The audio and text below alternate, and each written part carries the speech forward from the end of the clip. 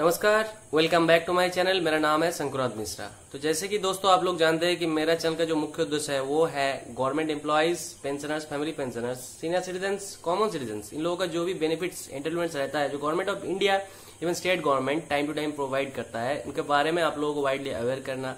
In relation to such benefits entertainments आप लोग कोई भी प्रॉब्लम से जूझ रहे हैं तो उस प्रॉब्लम को सोल्यूशन भी प्रोवाइड करना मेरा इस चैनल का मुख्य उद्देश्य है। तो आज के इस वीडियो में हम लोग एक इंपॉर्टेंट सेगमेंट कवर करेंगे।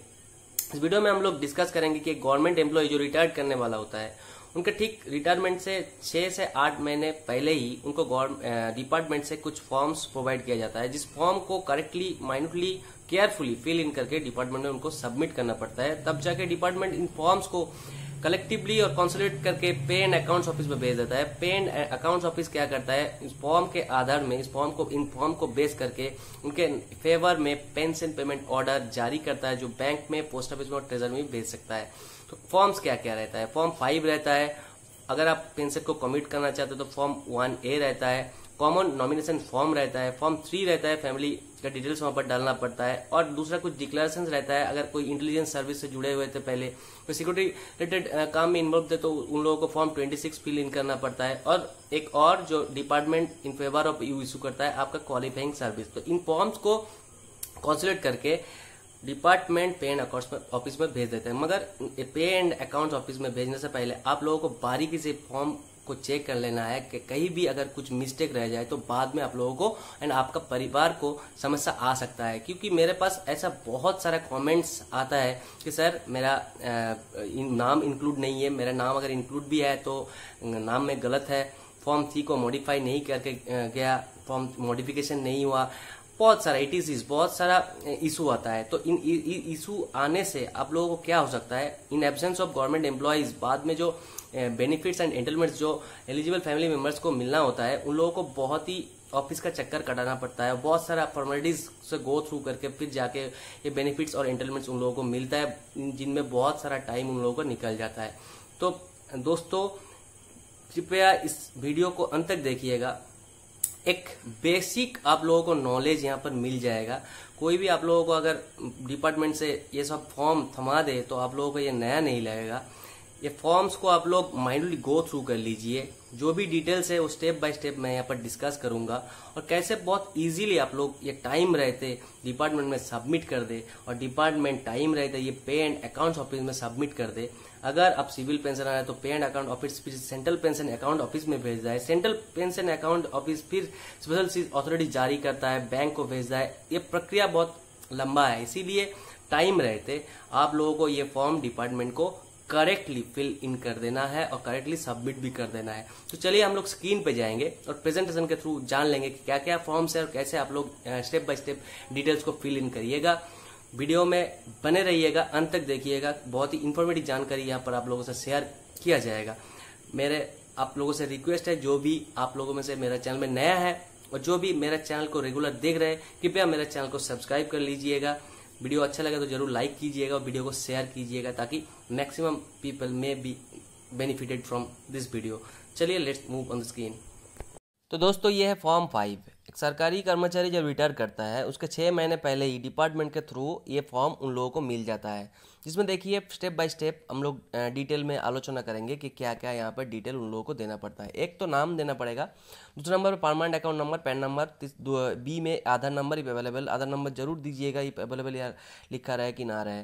उसके बाद specify few marks of identification, आपका आइडेंटिफिकेशन मार्क्स लगेगा, कुछ कहाँ कट मार्क है, बॉडी में कोई स्पेशल मार्क है तो लगेगा, हाइट लगेगा आपका, एड्रेस आफ्टर रिटायरमेंट, आप कहाँ जाने वाला है, परमानेंट एड्रेस दीजिएगा क्योंकि डिपार्टमेंट से जो भी कॉरस्पॉन्डेंस किया जाएगा, कम्युनिकेशन किया जाएगा, आपका परमानेंट एड्रेस में आफ्टर रिटायरमेंट का जो एड्रेस आपका होगा वही किया जाएगा।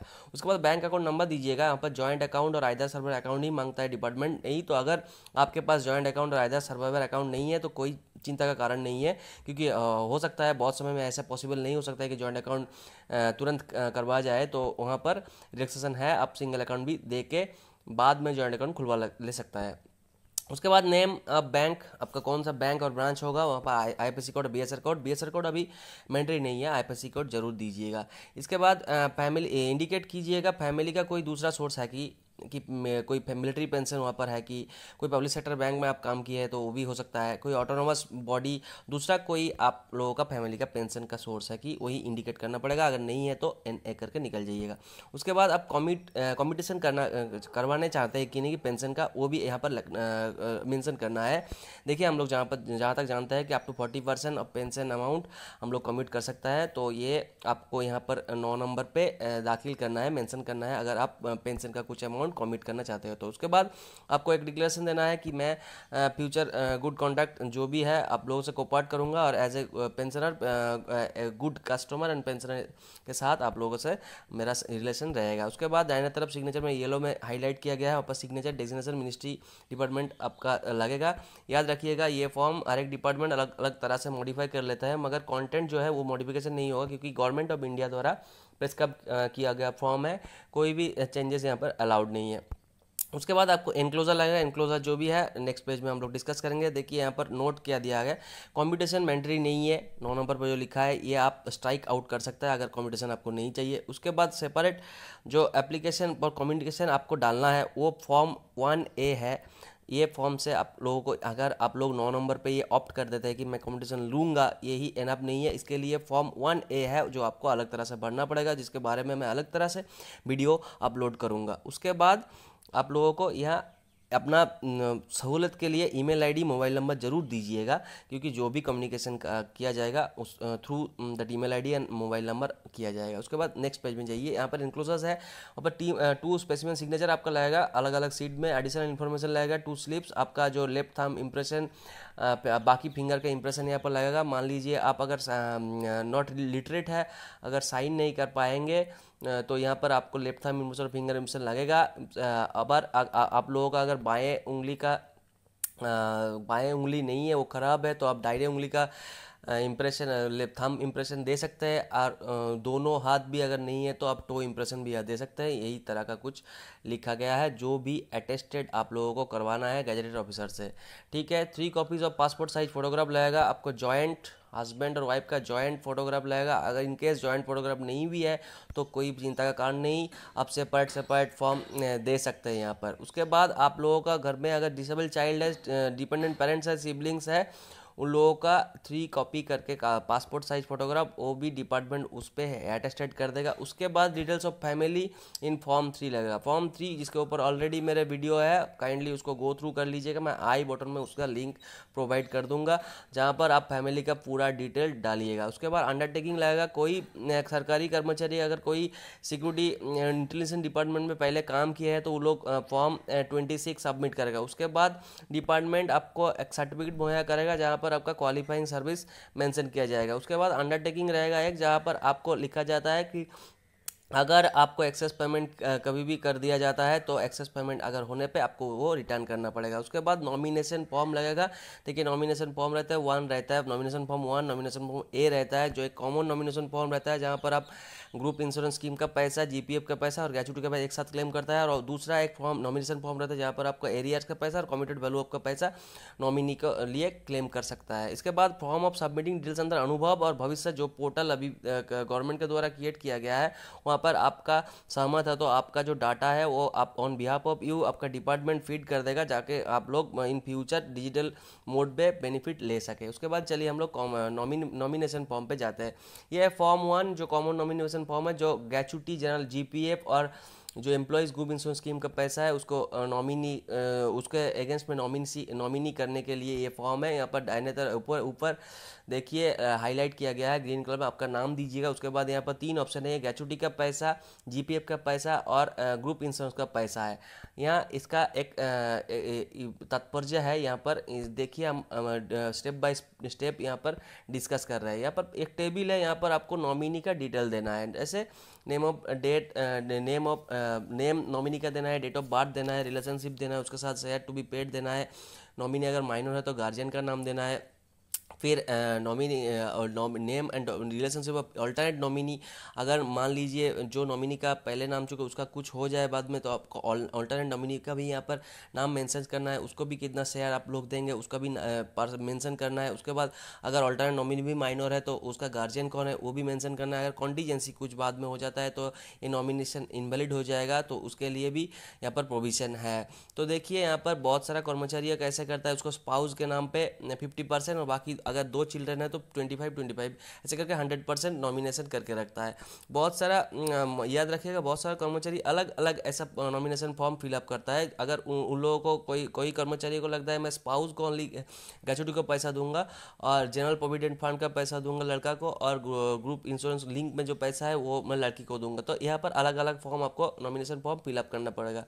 और अगर एक ही फॉर्म में आप 3 बेनिफिट देना चाहता है तो यहाँ पर शेयर इंक्लूड मेंशन करके आप तीनों का नाम पर, जो भी जितना भी आप लोगों का फैमिली मेम्बर्स है उनका नाम यहाँ पर स्टेप बाय स्टेप दे सकते हैं। उसके बाद देखिए यहाँ पर लाल रेड कलर में स्ट्राइक आउट किया गया है। यहाँ पर निर्देश है कि कोई भी ऑप्शन पोर्शन आप ब्लैंक मत रखिए। जो भी अगर बैंक रहता है तो कोई भी वहाँ पर मिस इन्फॉर्मेशन डाल सकता है, दूसरे का नाम दाखिल कर दे सकता है, इसीलिए वो स्ट्राइक आउट कर देना चाहिए। आप लोग पेन से वो स्ट्राइक आउट कर दीजिए। नीचे लिखा हुआ है नॉमिनेशन, आगे का कोई भी नॉमिनेशन और वैलिड नहीं रहेगा, यही नॉमिनेशन अब से वैलिड माना जाएगा। उसके बाद देखिए नोट पे वही लिखा है completely strike out the benefits, जौन सा बेनिफिट्स आपको नहीं चाहिए तो स्ट्राइक आउट कर देना है। अगर आपको ग्रेचुटी नहीं चाहिए तो ऊपर इस फॉर्म में ग्रेचुटी आप नहीं देंगे उसको तो वहाँ पर ग्रेचुटी काट दीजिएगा। उस अगर ग्रुप इंश्योरेंस स्कीम भी नहीं देंगे, ओनली जीपीएफ देंगे तो जीपीएफ को राइट दीजिएगा, बाकी सबको काट दीजिएगा। अगर तीनों ही यहाँ पर एप्लीकेबल है, तीनों एक ही फॉर्म में आप तीनों बेनिफिट इक्वली डिस्ट्रीब्यूट करना चाहता है आपका फैमिली मेम्बर्स को, तो यही फॉर्म रहेगा, उसमें टिक आप लोग दीजिएगा। उसके बाद कोई भी ऑप्शन वही लिखा है, कोई भी ऑप्शन आप ब्लैंक मत छोड़िएगा, वहाँ पर पेन से गो थ्रू कर दीजिएगा, स्ट्राइक आउट कर दीजिएगा। उसके बाद डिपार्टमेंट से ये फॉर्म आपको मिलेगा, इसमें वही एक्नॉलेजमेंट किया जाएगा कि आप तीनों में से 3 ही नॉमिनी को दे रहा है या कोई स्पेसिफिक बेनिफिट है वो देना चाह रहा है। उसके बाद आपका ये पोर्शन आपको रिटर्न कर दिया जाएगा स्टैम्प और सिग्नेचर के थ्रू डिपार्टमेंट से जो आपको मिलेगा। ये पोर्शन यही जो फॉर्म रहेगा ये आपके एब्सेंस के बाद आपके फैमिली का जो रेडी रेफरेंस रहेगा जिसको बेस करके वो लोग बेनिफिट ले सके। उसके बाद हम लोग फॉर्म ए पे जाएंगे, वहाँ पर एक कॉमन नॉमिनेशन फॉर्म जो एरियर्स और कम्यूटेड वैल्यू ऑफ पेंशन के लिए है। देखिए सब कुछ एक ही है, फॉर्मेट भी एक ही है, जहाँ जो बैठा है वो भी प्रीवियस फॉर्म 1 के तरह ही है, खाली यहाँ पर एरियर ऑफ पेंशन और कम्यूटेड वैल्यू ऑफ पेंशन के लिए ये फॉर्म अलग से बनाया गया है। यहाँ पर आप लोग अगर फैमिली का मेंबर को कोई एक को एरियर देना चाहता है तो एक फॉर्म में अप्लाई कीजिएगा, कोई एक को अगर कम्यूटेड वैल्यू ऑफ पेंशन तो दूसरा फॉर्म अप्लाई कीजिएगा। अगर एक ही फॉर्म में 2 ही बेनिफिट अलग अलग फैमिली मेम्बर्स को अलग अलग शेयर में देना चाहता है तो ये फॉर्म एक ही फॉर्म में आप लोग फिल इन कीजिएगा। उसके बाद सेम देखिए एक्नॉलेजमेंट है डिपार्टमेंट से जो मिलेगा, ये इस फॉर्म में आप 2 ही बेनिफिट दिए हैं नॉमिनेशन को या एक दिए हैं तो वो स्ट्राइक आउट और स्ट्राइक थ्रू हो जाएगा। उसके बाद आपका नाम डेजिग्नेशन लिखा जाएगा। उसके बाद ये एक्नॉलेज करके आपको स्टैंप और नाम के साथ गवर्नमेंट एम्प्लॉय का नाम के साथ आपको रिटर्न कर दिया जाएगा। बाद में आपका फैमिली मेम्बर जो इसको रेफर करके आपका बेनिफिट ले सके। इसके बाद देखिए एक सर्टिफिकेट आपके फेवर में इशू होगा जो डिपार्टमेंट से दिया जाएगा। जो आप डिपार्टमेंट आपका पेंशन पेपर्स जब पे एंड अकाउंट्स ऑफिस में फॉरवर्ड करेगा तो ये सर्टिफिकेट भी फॉरवर्ड करना पड़ेगा, जहाँ पर लिखा रहेगा आप कितना साल काम किए थे, आपका क्वालिफाइंग सर्विस की क्या है, क्योंकि क्वालिफाइंग सर्विस के हिसाब से ही आपका पेंशन बनता है। जो ऑडिटर्स कैलकुलेशन करने के बाद उस पर सिद्धांत पे आता है कि आपका पेंशन क्या होगा। तो आई होप इस फॉर्म्स को देखने के बाद आप लोग समझ चुके हैं कि रिटायरमेंट से पहले किस तरह का फॉर्म्स आप लोगों को मिलेगा। और इस फॉर्म फिल इन करने का कोई ज़्यादा दिक्कत भी नहीं है, बहुत ही ईजी है। इन केस आप लोगों को कहीं समस्या लगा तो प्लीज़ मुझे कमेंट उसमें कमेंट कीजिएगा, मेरा ईमेल आईडी मैं शेयर कर दूंगा। ये फॉर्म अगर आप लोगों को सॉफ्ट कॉपी में चाहिए तो अवश्य मैं इसको फॉरवर्ड कर दूंगा। मेरे चैनल से जुड़े रहिए, मेरे चैनल को सब्सक्राइब कीजिए, मुझे और आशीर्वाद दीजिए। कृपया वीडियो अच्छा लगा तो लाइक कीजिए। जय हिंद, थैंक यू।